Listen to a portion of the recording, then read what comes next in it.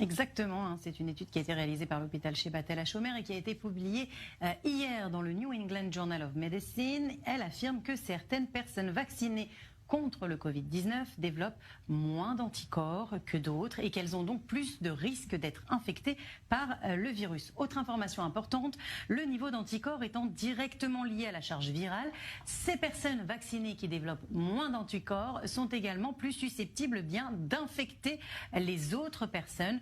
Sur les 11 000 membres du personnel soignant de l'hôpital qui ont participé à cette étude, 39 cas ont été détectés, 39 personnes donc complètement vaccinées qui ont été infectées par le virus.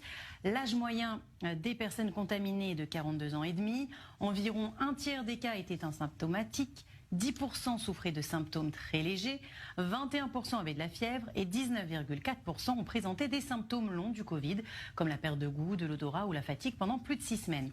Les chercheurs ont par ailleurs réalisé des tests sérologiques sur près de 5000 autres membres du personnel de l'hôpital et ils ont pu comparer le niveau d'anticorps des personnes contaminées à celui des personnes non contaminées.